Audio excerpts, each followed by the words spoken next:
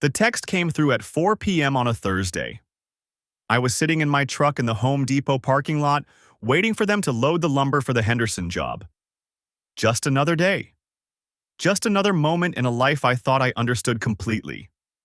The sun was doing that thing it does in late September, golden and lazy, making everything look warmer than it actually was. I had Lynyrd Skynyrd on the radio, a half-finished energy drink in the cup holder, and exactly zero awareness that my entire world was about to collapse. Derek Powell. We'd been friends since our freshman year at State. 23 years of inside jokes, bad decisions, and the kind of loyalty you only build by going through life together. I know how Derek texts, the rhythms of his humor when he's serious, when he's messing with me. Yo, this is gonna sound weird, but listen to this podcast, episode 47. Tell me that's not Claire. No laughing emoji, no lol, no follow-up about fantasy football or the game last weekend. Just those words and a link. The silence of it was what got me. Derek fills space. He's the guy who sends 15 texts when 3 would do. This economy of words wasn't him. I almost ignored it anyway. I don't do podcasts. Never saw the point. I work with my hands all day. When I get downtime, the last thing I want is more noise in my head. But something about those flat sentences made my thumb hover over the screen. The podcast was called Between Us. The tagline read, "Anonymous women sharing real experiences. The stories you can't tell anyone else." 300,000 total downloads. The episode title hit me like a 2x4 to the face. How I hide my affair from my husband, and you can too. My first thought, Claire wouldn't. She couldn't. My second thought, just listen. Prove Derek wrong. I pressed play.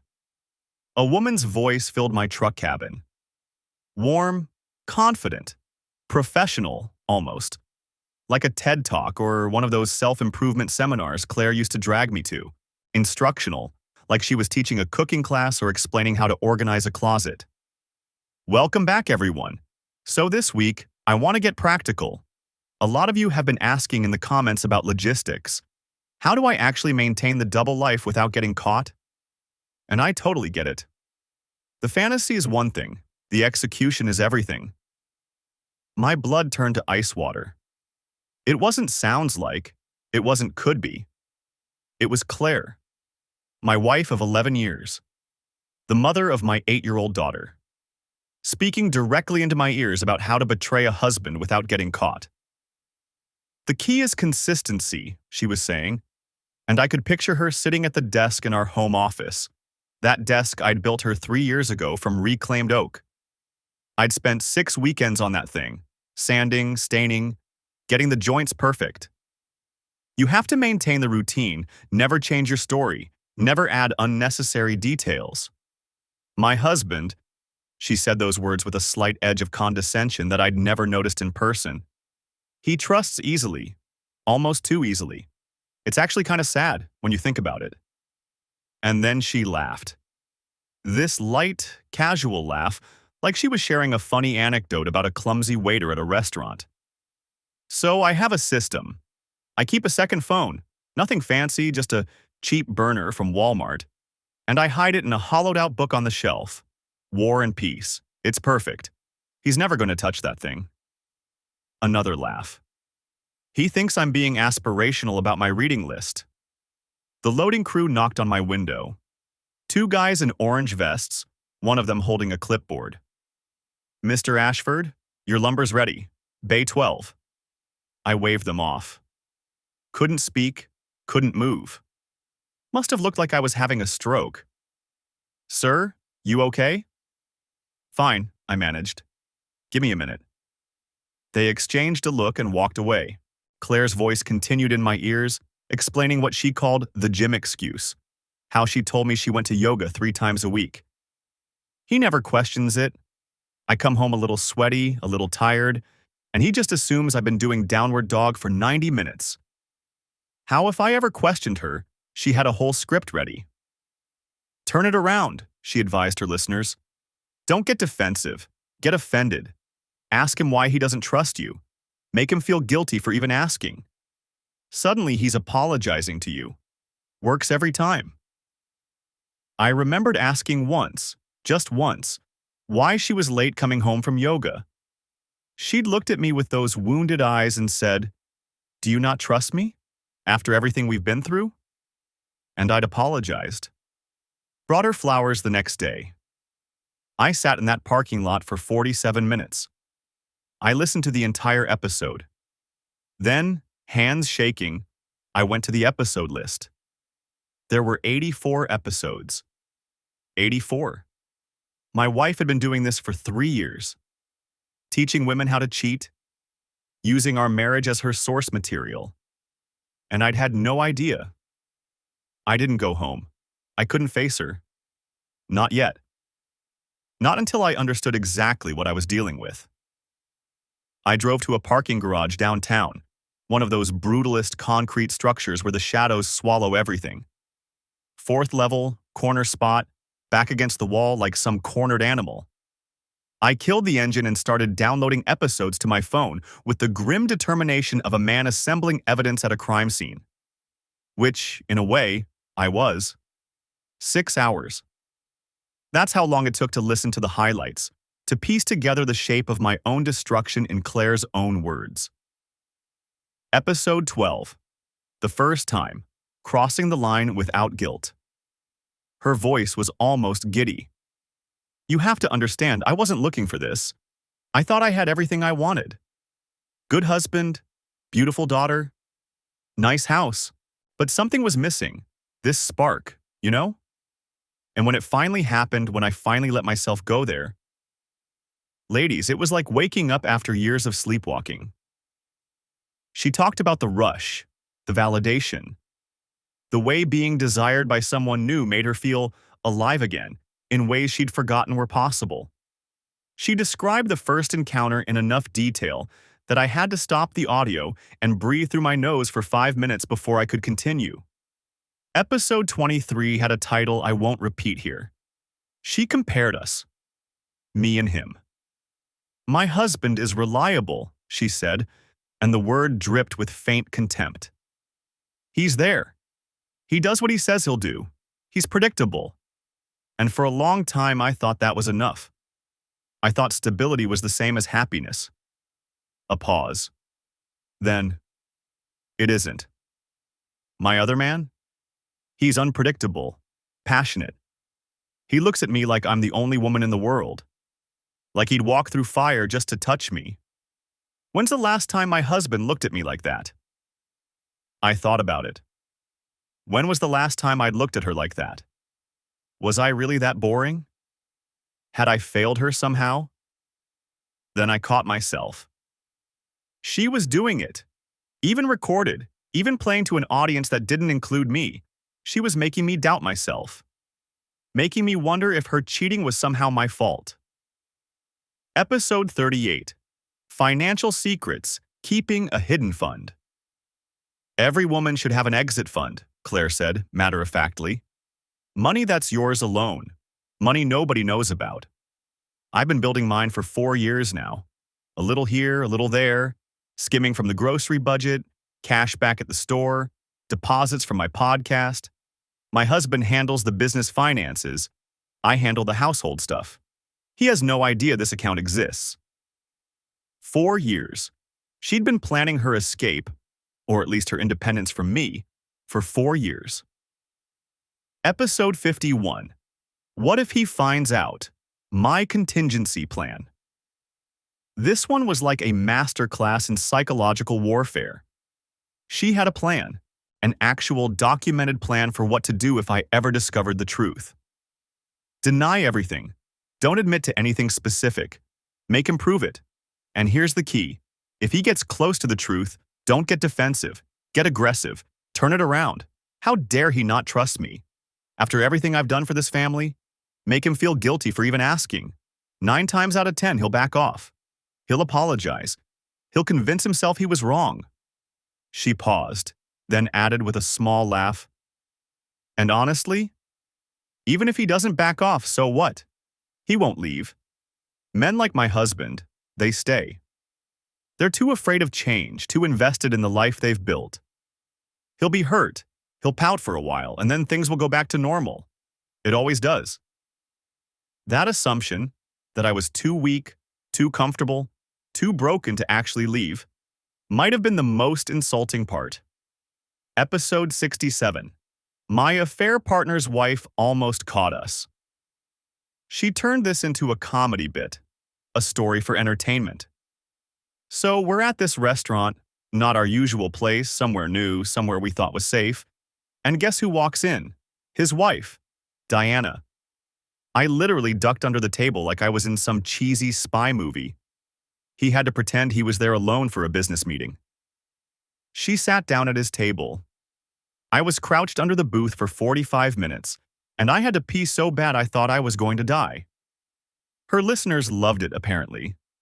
The comment section was full of laughing emojis, people praising her for her quick thinking and her adventurous spirit. His wife's name was Diana. That detail lodged in my brain like a splinter. Episode 79. Why I'll Never Confess, and Neither Should You. Look, I know some people think confession is the noble thing, the right thing. Clear your conscience, give your partner the chance to make an informed decision, blah blah blah. She made a dismissive sound. That's selfishness dressed up as honesty. Confession doesn't help your partner. It just makes you feel better while blowing up their entire life. She continued. If he finds out on his own, deal with it then. But volunteer the information. Never. What he doesn't know keeps us both comfortable. And comfortable is good. Comfortable is a life worth protecting. By the time I finished the most revealing episodes, it was almost midnight. My phone showed 17 missed calls from Claire, plus a chain of increasingly concerned texts. Hey, thought you'd be home by now? Vic, everything okay? Getting a little worried. Call me? Did something happen at work? Victor, this isn't funny. Where are you? I stared at those messages for a long time. The concerned wife, the worried partner. The performance was flawless. She'd had years of practice. I typed back, sorry, Henderson job went sideways. Long story, grabbed dinner, heading home now. 3 dots appeared. Then, thank God, I was freaking out. See you soon. Love you. And a red heart emoji. I stared at that little heart until my vision blurred. How many times had she sent that same emoji right after leaving a hotel room with him? How many I love you texts had she typed while still warm from someone else's bed? Here's the thing about betrayal on this scale. It doesn't make you fall apart. Not if you're built a certain way. I've been a general contractor for 15 years. I've seen projects go sideways in every way imaginable. Foundation cracks, load-bearing walls in the wrong place, budgets that explode overnight, subcontractors who disappear with deposits. You don't survive in this business by panicking. You don't last by reacting emotionally to every disaster. You assess. You plan. You execute. Sitting in that shadowy parking garage, something cold and sharp crystallized inside my chest. Not rage. Rage is hot, messy, impulsive. This was different. This was clarity. My wife thought I was a fool. She'd told 10,000 strangers that I was clueless, that I trusted too easily, that I'd never leave even if I found out. She was wrong about all of it. In episode 31, Claire had mentioned her affair partner's profession. He's in real estate development, she'd said with a tone of breathless admiration she'd never used when talking about me. Very successful. We actually met through my husband's work, which is kind of ironic.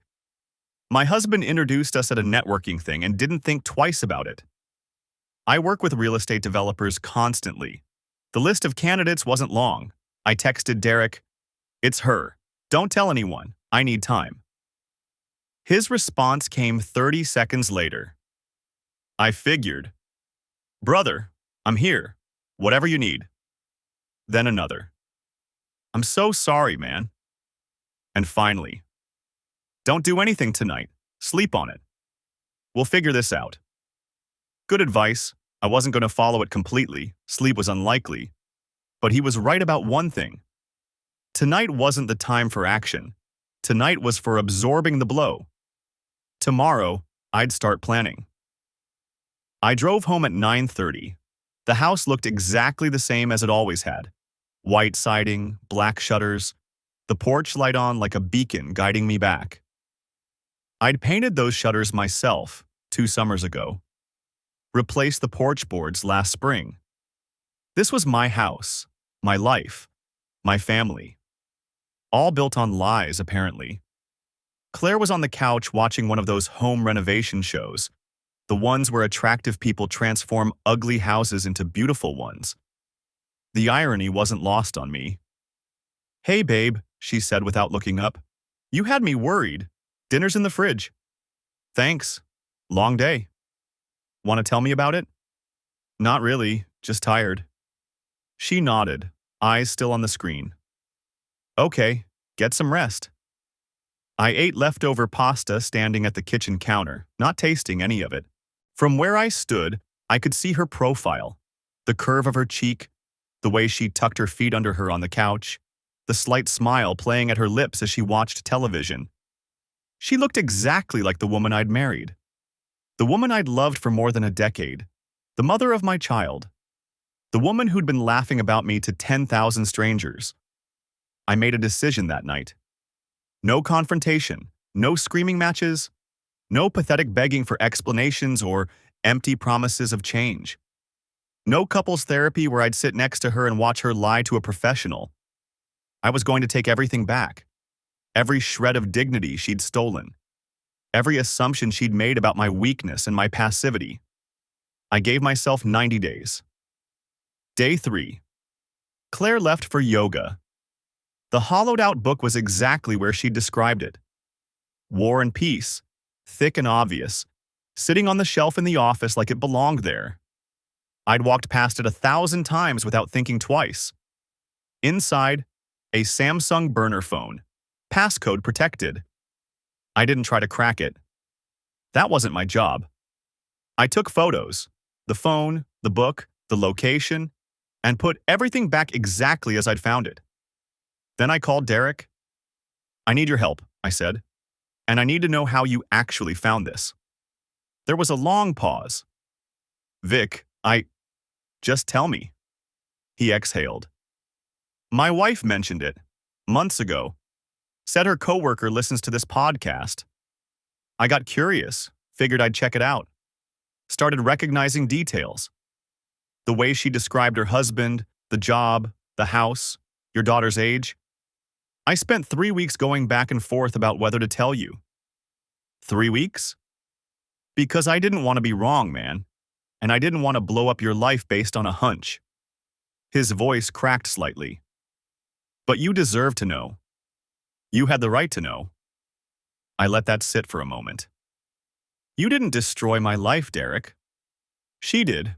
You just gave me a chance to save what's left of it. What are you gonna do?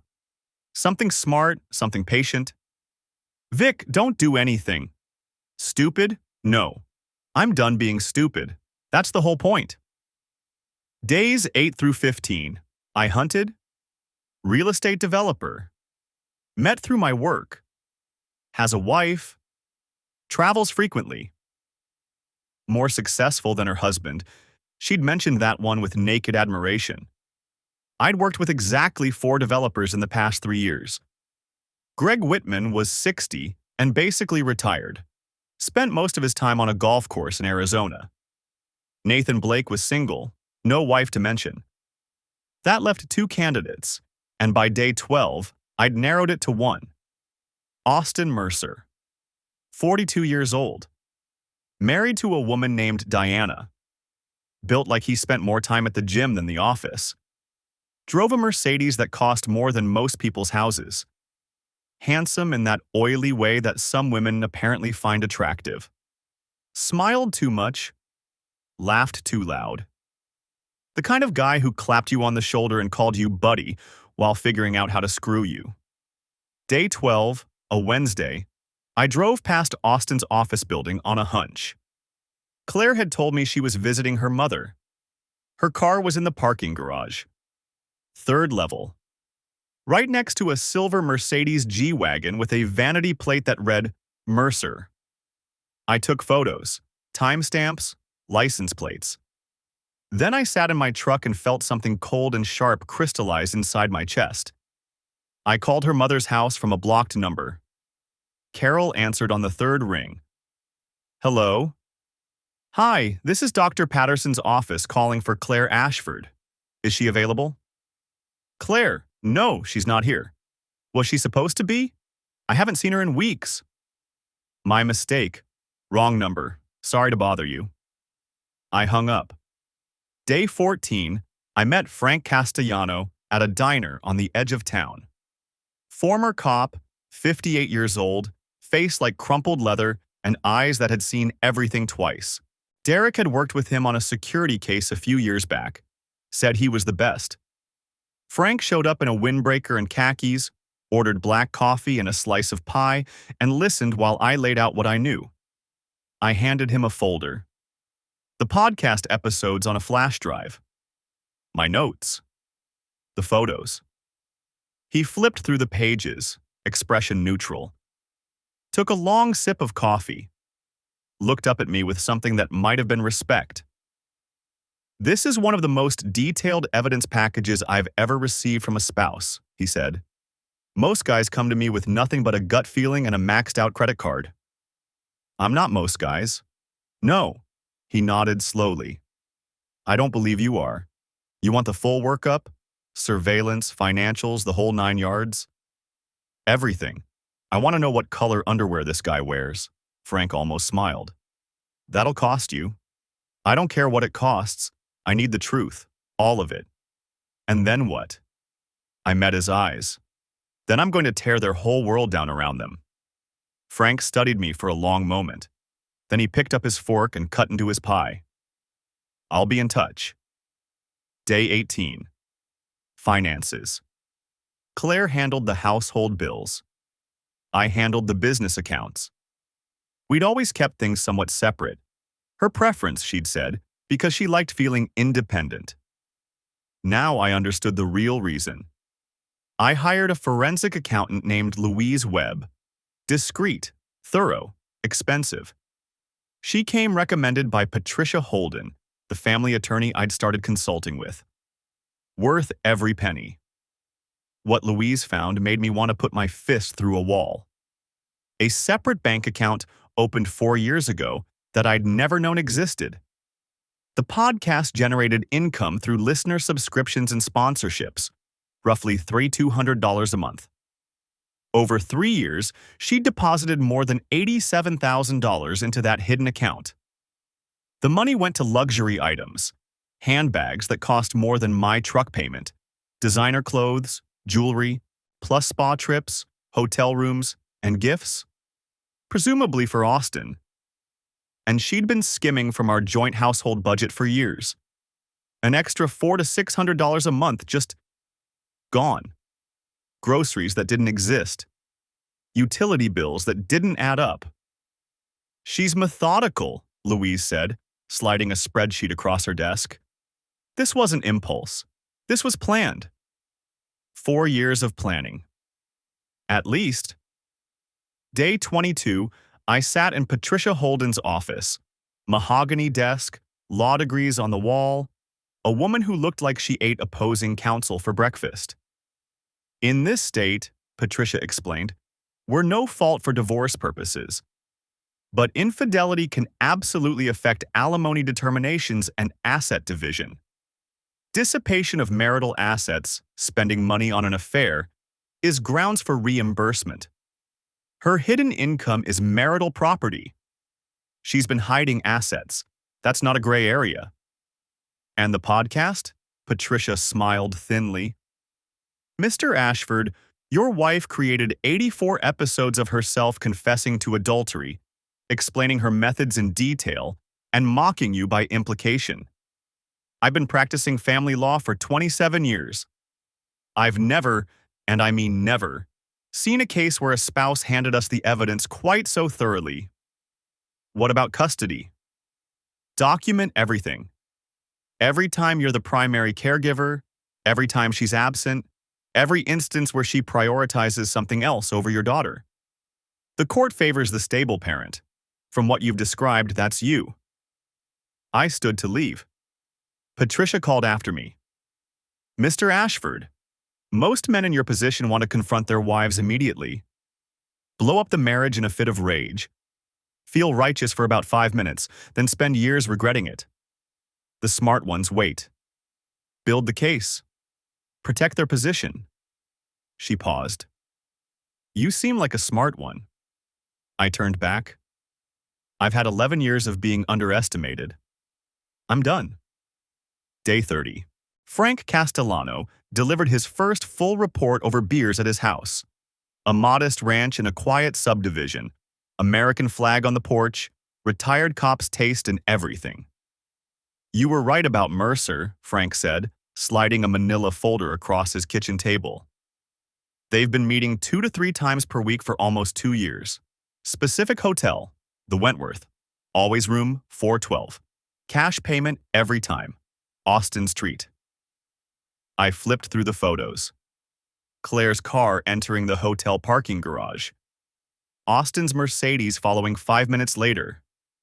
Timestamp after timestamp. What about his wife? Diana Mercer, 40 years old. Used to be a marketing executive, now runs charity events. Country club type. She appears to have no idea. Appears?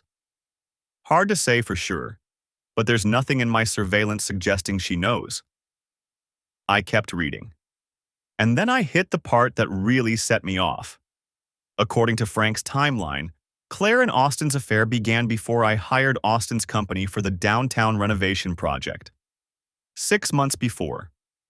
That project was worth $2.3 million. Austin's company had underbid the competitors by a margin that hadn't made sense at the time.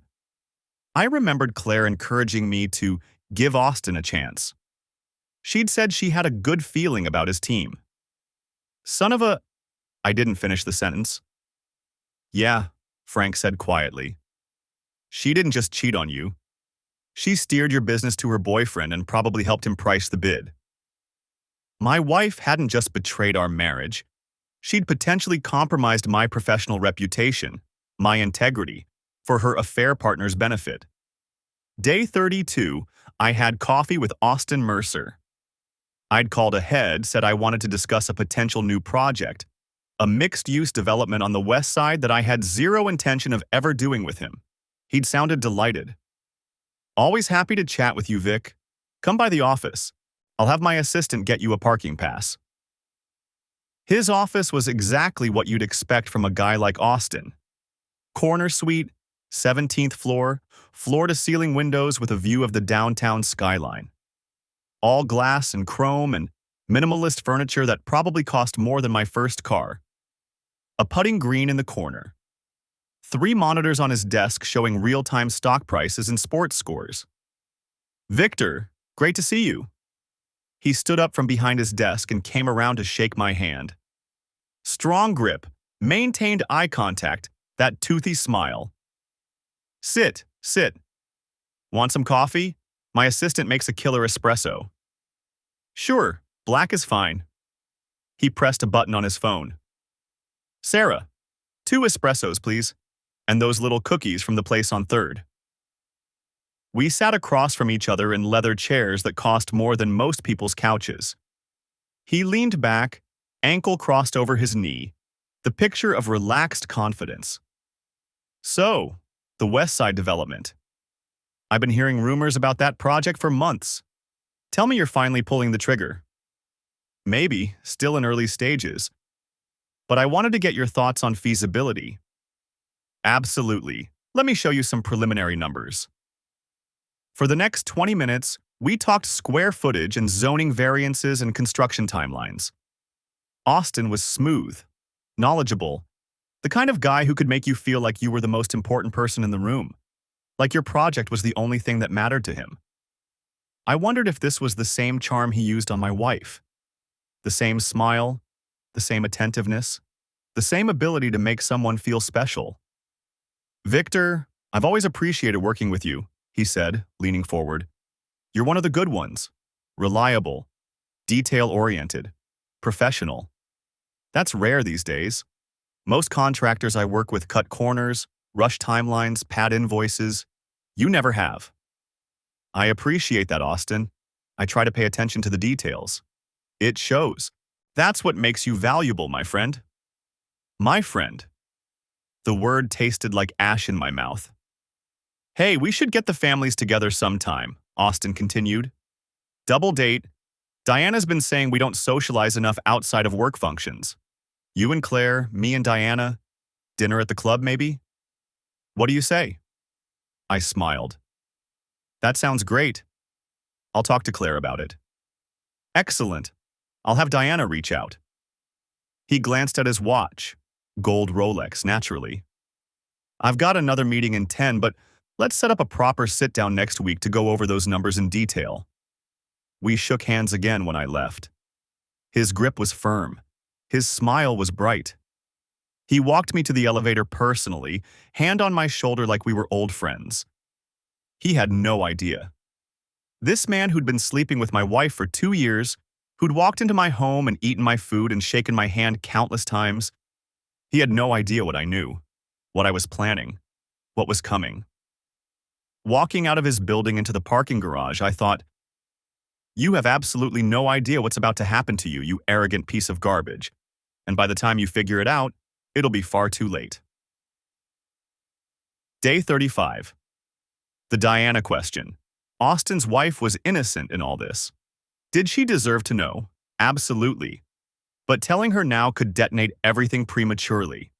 She might confront Austin, Austin might warn Claire, and I'd lose the element of surprise. So I wrote Diana a letter. Detailed, compassionate but direct. Evidence included: photos, timelines, podcast episode summaries. I didn't mail it. I put it in a safe deposit box with instructions.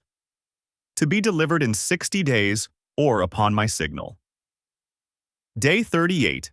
I accidentally ran into Diana at a charity event, some fundraiser for children's literacy that Claire had ironically been too busy to attend.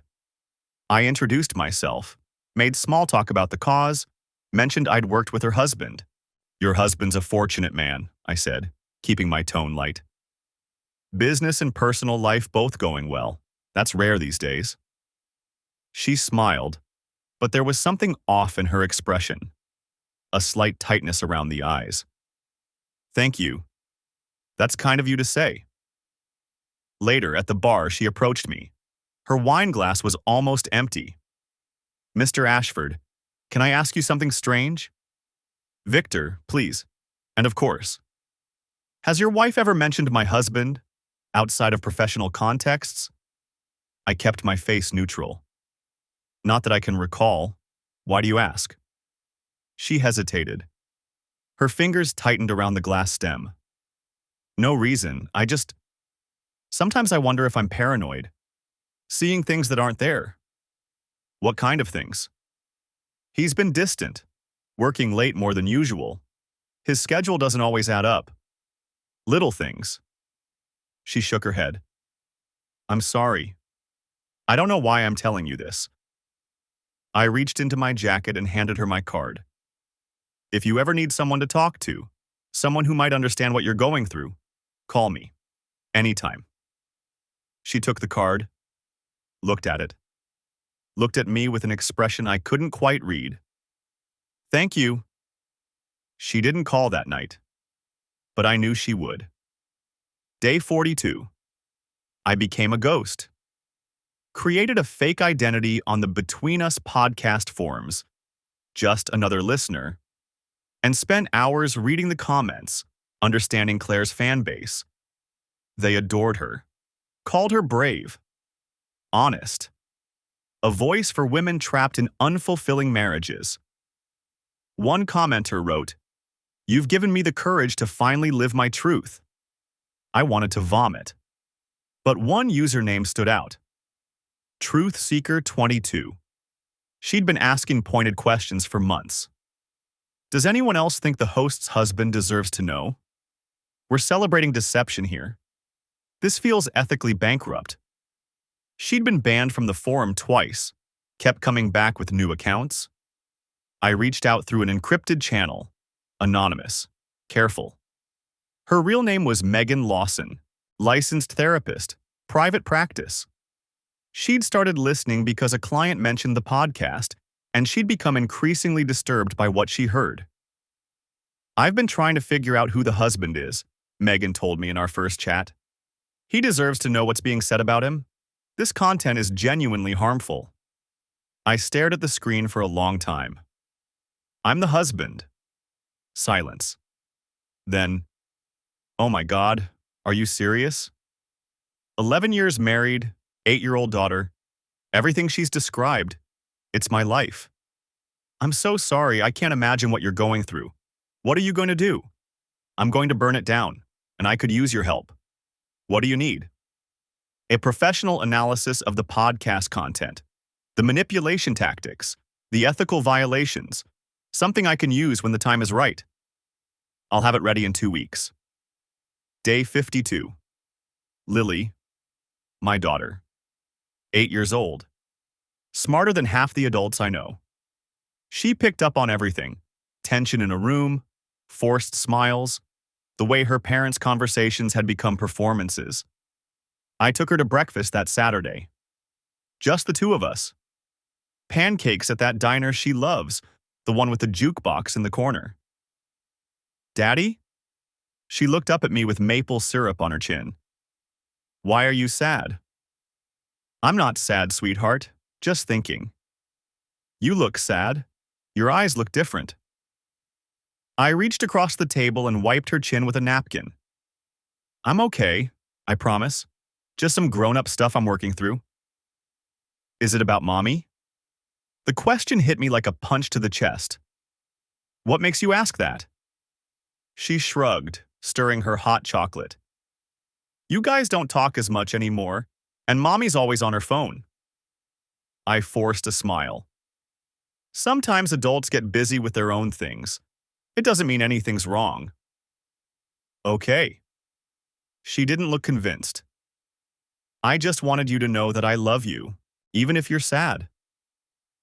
I got up from my side of the booth, slid in next to her, and wrapped my arms around her. I love you too, sweetheart, more than anything in this world. And no matter what happens, I'm always going to be here. I will always protect you. Always. She hugged me back, her small arms tight around my waist. I made myself a promise in that moment.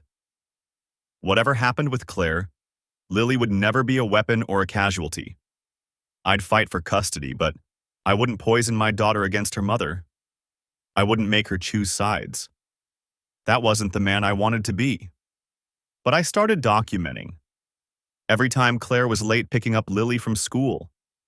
Every time she was on her phone during family dinners.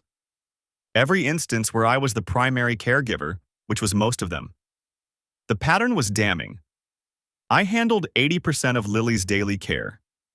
Doctor appointments, school events, homework help, bedtime routines. Claire was always at yoga or networking for the podcast or meeting friends for drinks.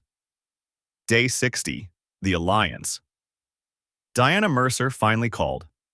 Her voice was strained, barely controlled. Mr. Ashford, I found something. I need to talk to you. Not on the phone. In person. We met at a cafe in a part of town where neither of us would be recognized. A little place near the industrial district, mostly truckers and factory workers. She was already there when I arrived, blonde hair pulled back, wearing sunglasses even though we were inside. I found a receipt, she said, hands wrapped around a cup of tea she wasn't drinking. In his jacket pocket, the Wentworth Hotel, room 412, cash payment. I said nothing. I've been suspicious for months, she continued. He comes home smelling like different soap. His phone has a passcode he never used to need. He's been working late more than ever, but the company's not any busier than usual. She finally met my eyes, pulling off the sunglasses. I know something's happening. I just don't know who. Or I didn't, until now. Why did you call me specifically? Because you gave me your card.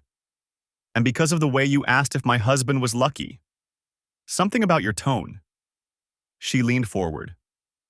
You know something, don't you? I made a decision. I reached into my jacket and pulled out a folder, trimmed down for this meeting, but damning enough. Her name is Claire Ashford, I said. She's my wife. Diana's face went white.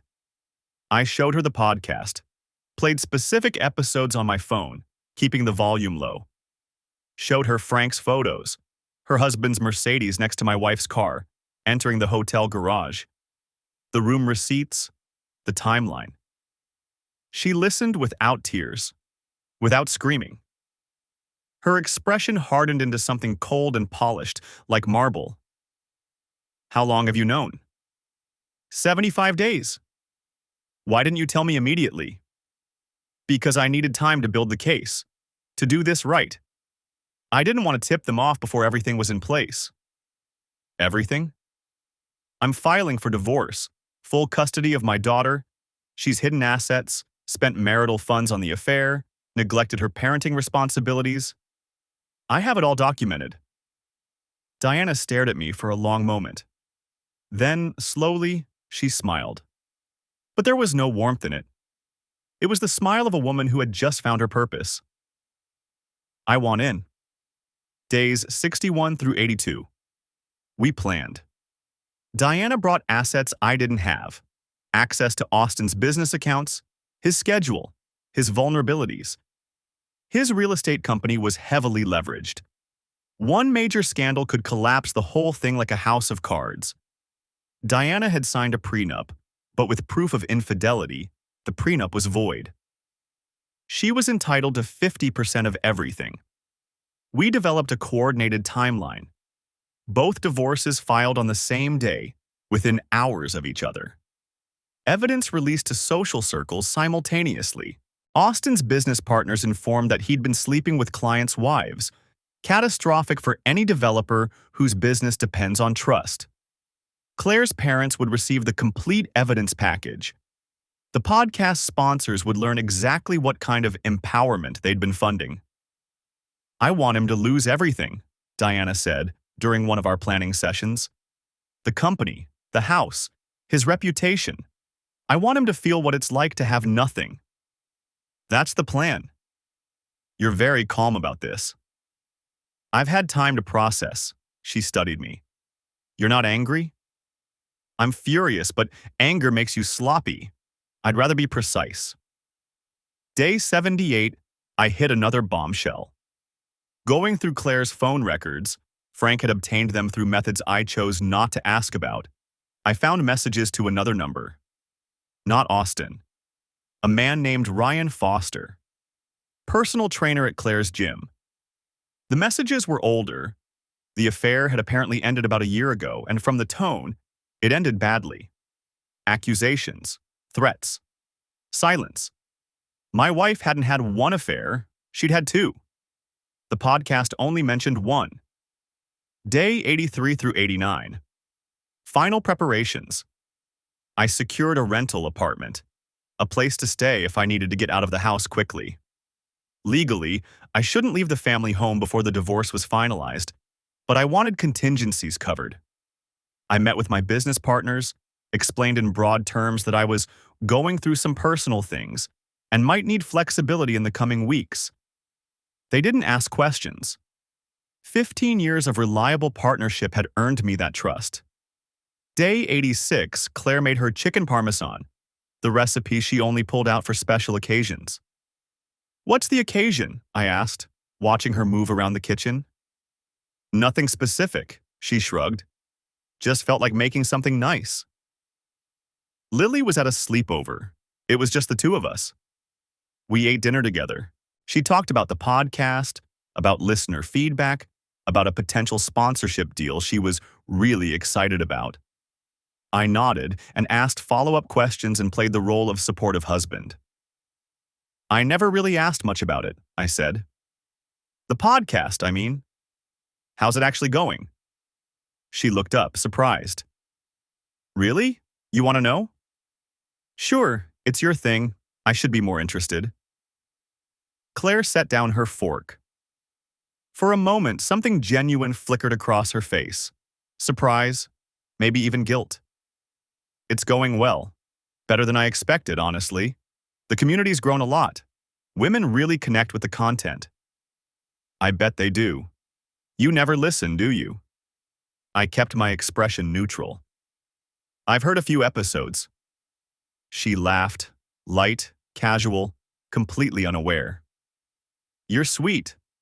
I know it's not really your thing. Maybe I should give it another try. That night, lying in bed beside her, I stared at the ceiling and listened to her breathe. She fell asleep easily, like she always did. No guilt keeping her awake. No conscience gnawing at her in the dark.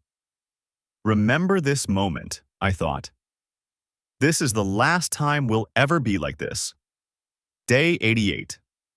All preparations complete. Letters ready to send. Legal filings prepared. Evidence packages assembled and waiting with couriers. I slept better that night than I had in 3 months. Day 90. Execution. 6 a.m. I woke before Claire, dressed quietly, and slipped out of the house. Kissed Lily's forehead while she slept.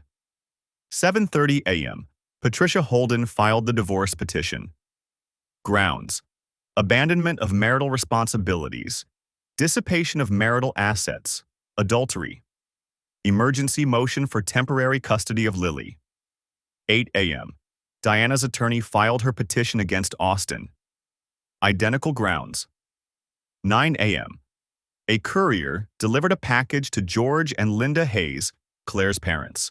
Inside, my letter explaining everything, a flash drive containing podcast episodes, a printed timeline of their daughter's betrayal with supporting evidence. 9:30 a.m. Another courier delivered packages to Austin's 3 main business partners. Evidence that he'd been sleeping with the client's wife. Documentation suggesting the bid on my downtown project had been compromised.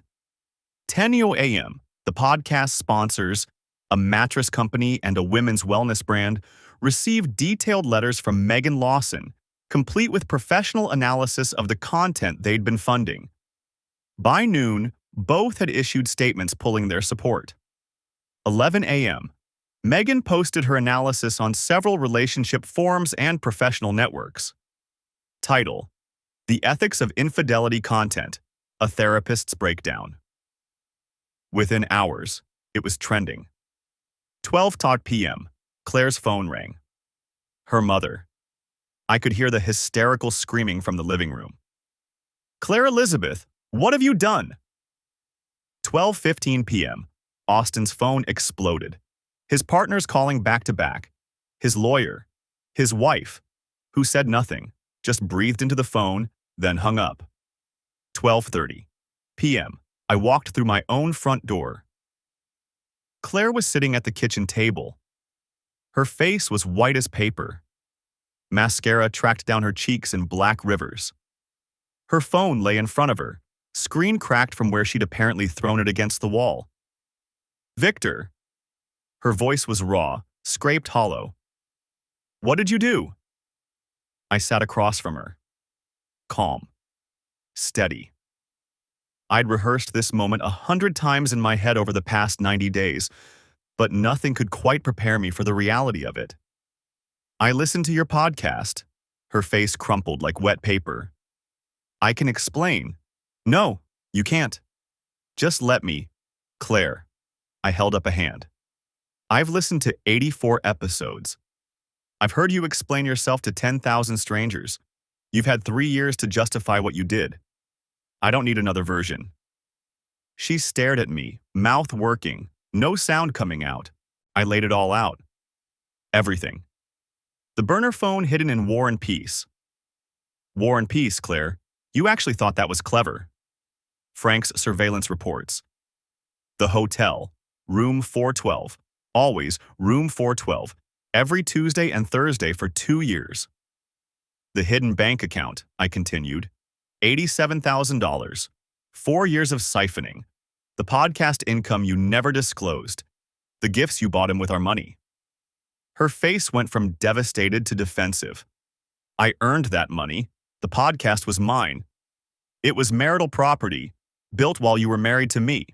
Every dollar you hid was theft. I wasn't done. The downtown project. Austin underbid by 12%. You encouraged me to give him the contract. You remember that conversation? She said nothing. You used our marriage to funnel business to your boyfriend. My professional reputation, the business I built over 15 years, and you were willing to compromise it so Austin could make a few extra dollars. That's not... I didn't mean... And Ryan Foster. Her head snapped up. The color drained from her face so completely I thought she might faint. The personal trainer. The one before Austin. The one you never mentioned on the podcast because it ended badly. That affair was, what, 3 years ago? 4? How do you... I'm thorough, Claire. That's always been my problem, right? Boring, reliable, thorough, Victor. She was crying now. Ugly crying, the kind she'd never let anyone see. Snot running, chest heaving, mascara painting her face like a horror movie. You turned our marriage into content, I said, keeping my voice level. You made money teaching other women how to betray their families. You described intimate details of our life, our bedroom, our conversations, our daughter's schedule, to strangers on the internet. You called me clueless. You said I'd never leave even if I found out. I leaned forward slightly. You were wrong. Victor, please. The divorce papers were filed at 7:30 this morning. She made a sound like she'd been punched. My parents received a full evidence package at 9 a.m. Flash drive with highlighted episodes, printed timeline, my personal letter explaining everything. Oh God. Austin's business partners know. His company will probably be dissolved by the end of the month. Diana filed her divorce papers an hour after I filed mine.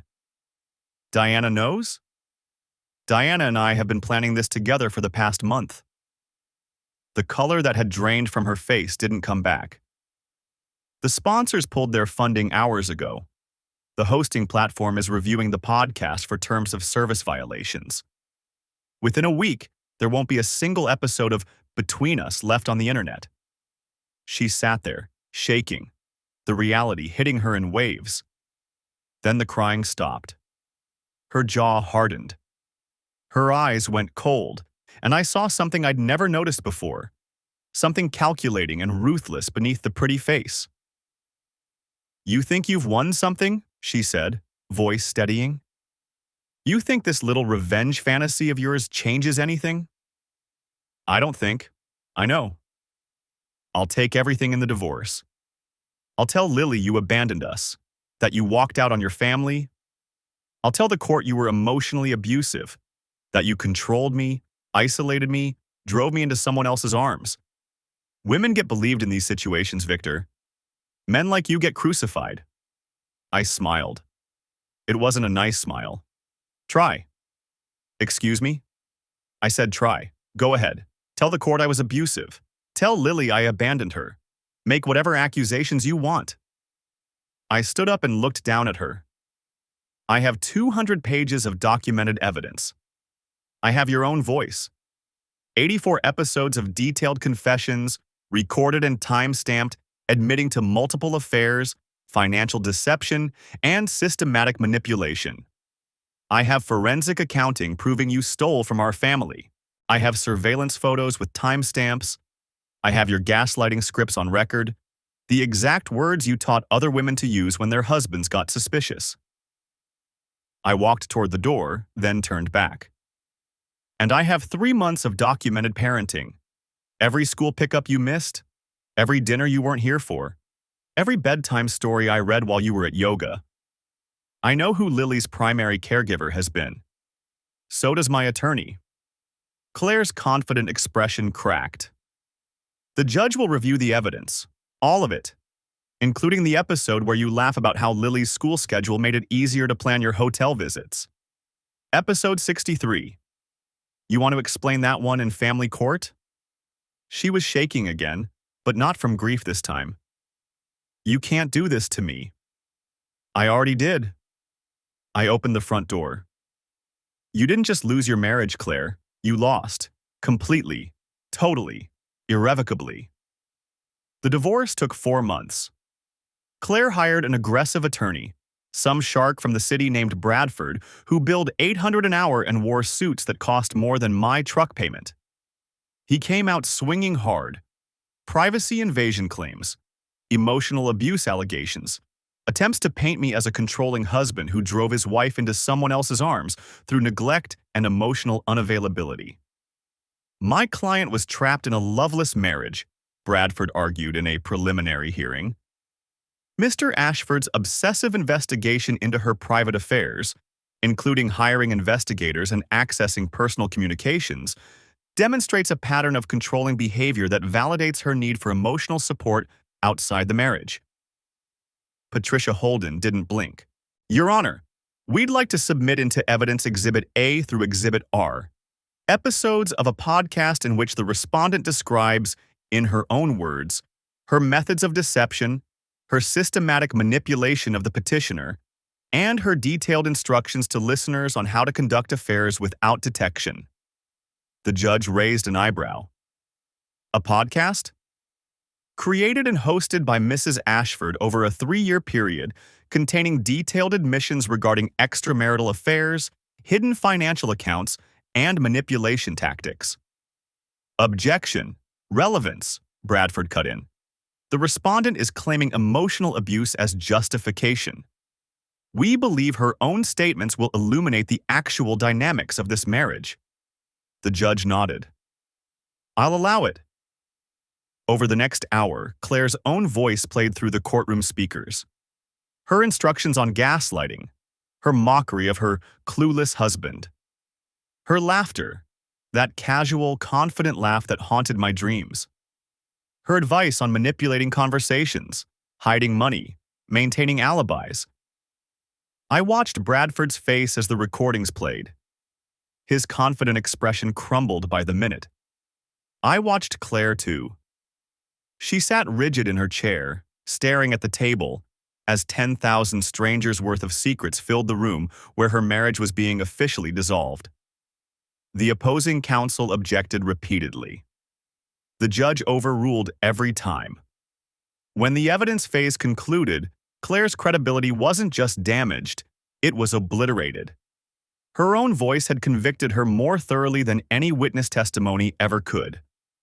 Custody went to me. Primary physical custody, with Claire getting supervised visitation every other weekend. The judge specifically cited her well-documented pattern of deception and emotional manipulation as a concern regarding her influence on a minor child. The supervised visitation requirement was based on Claire's own podcast admission that she'd used Lily's school schedule to plan her hotel visits.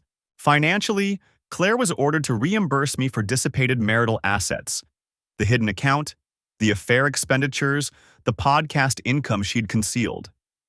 The total came to roughly $75,000. Money she didn't have anymore. The podcast income itself was classified as marital property.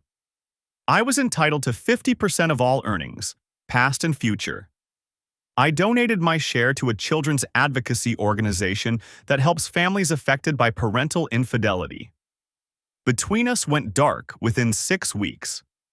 The hosting platform removed it after advertiser pressure, negative publicity, and a strongly worded letter from my attorney regarding potential defamation claims. Archived episodes circulated for a while on various corners of the internet, but now as a cautionary tale, not an instruction manual. The podcast where the husband found out. Austin Mercer's world collapsed even faster than Claire's, and the wreckage was more spectacular. His business partners, 3 men he'd worked with for over a decade, voted unanimously to dissolve their partnership. The vote happened in an emergency board meeting 3 days after the evidence packages arrived. I heard later that one of them, a guy named Henderson, threw the evidence folder across the conference table and asked Austin point-blank how many other clients' wives he'd been sleeping with.